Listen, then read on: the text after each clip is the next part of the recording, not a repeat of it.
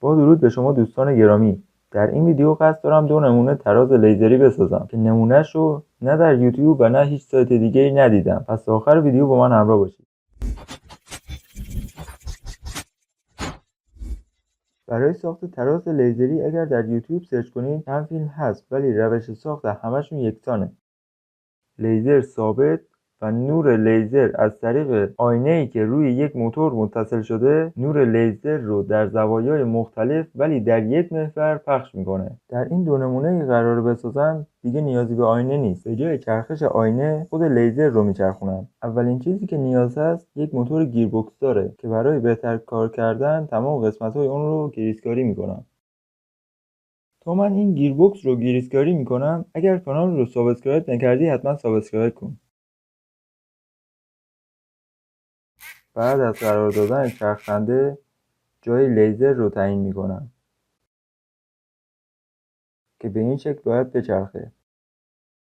برای اتصال سیم‌های مثبت و منفی لیزر از این فیبر مسی استفاده میکنم که باید زیر این چرخنده قرار بگیره.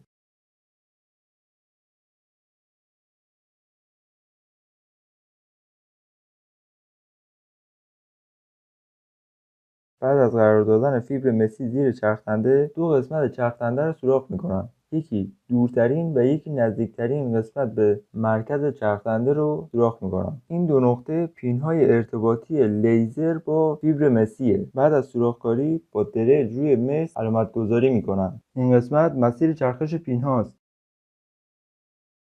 بعد از این با ماژیک PCB که میخوام رو روی مس میکشم و بعد مس رو داخل اسید میندازم.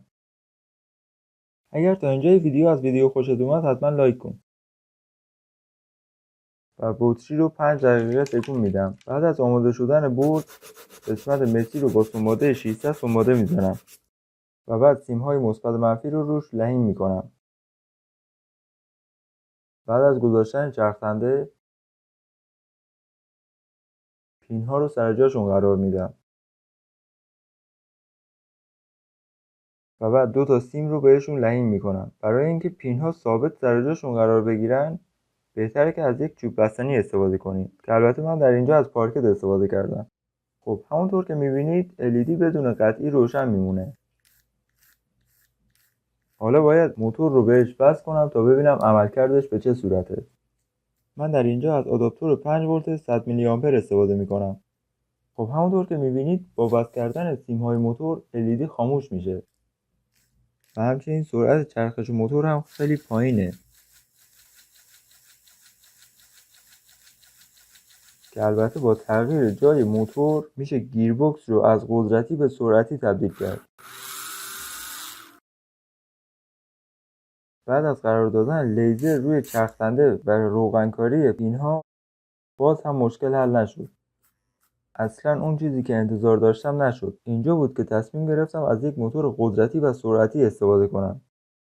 اینطور که یک ولتاژ 12 ولت به موتور و یک ولتاژ 5 ولت به لیزر وصل کردم. ولی باز هم اون چیزی که انتظار داشتم نشد. خب تا اینجا 2 مدل روش ساخت تراز لیزری رو دیدیم. یکیش استفاده از لیزر ثابت و آینه چرخان بود که بسیار مبتدیه. روش دوم چرخش لیزر با استفاده از 2 پین و یک صفحه مسی بود که متاسفانه کارایی لازم رو نداشت. ولی در روش سوم میخوام از انتقال دهنده ولتاژ بیسیم استفاده کنم که از یک مدار بسیار ساده با 2 سیمپیچ فرستنده و گیرنده ساخته میشه. نحوه قرارگیریش به این صورته که سیمپیچ فرستنده روی آرمیچر و سیمپیچ گیرنده با لیزر روی روتور موتور وصل میشه. همونطور که میبینید سیمپیچ گیرنده تا فاصله 1.5 سانتی هم LED رو به خوبی روشن میکنه. حالا میخوام سیمپیچ رو دور این چرخنده بپیچم تا بتونم لیزر رو به راحتی روش بچسبونم. برای ساخت سیمپیچ گیرنده باید 50 دور سیم دور اون چرخنده بپیچم و 2 سر سیمپیچ رو مستقیم به لیزر وصل کنم. برای ساخت سیمپیچ فرستنده 2 روش وجود داره. یکی استفاده از 2 سیمپیچ 25 دور و روش دوم اینه که یک سیمپیچ 50 دور دیگه درست کنید با سر وسط. نتیجهش میشه همین چیزی که در تصویر میبینید. اگر هنوز کانال رو سابسکرایب نکردی حتما سابسکرایب کن. بعد از اتصال سیمپیچ گیرنده میرم سراغ ساخت سیمپیچ فرستنده. اول وسط این پارکس رو سوراخ میکنم تا روتور موتور از وسطش بیاد بیرون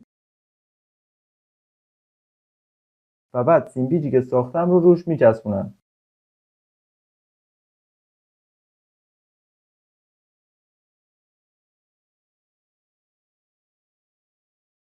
بعد از اینکه چسبکاریم تموم شد، سیمپیچ فرستنده رو روی موتور میچسبونم. البته باید سیمپیچ فرستنده رو برعکس وصل کنم تا فاصله کمتری نسبت به سیمپیچ گیرنده داشته باشه. و بعد سیمپیچ گیرنده رو روی روتور موتور قرار میدم. نوبتی هم باشه نوبت تست کردنشه. من در اینجا از یک آداپتور 5 ولت با جریان 100 میلی آمپر استفاده میکنم. خب به این قسمت توجه کنید، این قطع شدن نور به دلیل سرعت پایین چرخش لیزره. البته این قطع شدن نور فقط در حین فیلمبرداری اتفاق میفته که با افزایش سرعت چرخش این مشکل برطرف میشه. خب حالا میخوام اون رو روی دیوار هم امتحان کنم. من در اینجا مدارش رو موقتا روی فیبر سوراخ‌دار بستم.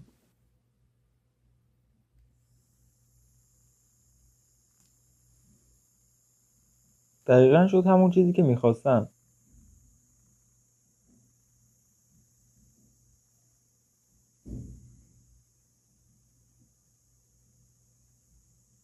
با خاموش کردن لامپ این نور بهتر دیده میشه.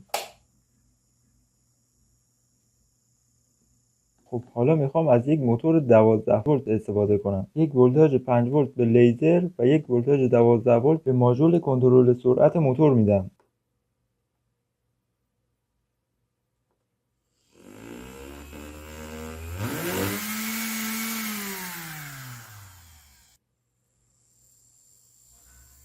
میبینید با افزایش دور موتور قطع شدن نور به کلی برطرف میشه.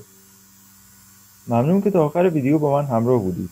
اگر از این نوع ویدیو خوشتون میاد حتما کانال رو سابسکرایب کنید و اگر از این ویدیو خوشتون اومد حتما لایک کنید و نظرتون رو کامنت کنید. تا ویدیویی بعد، بدرود.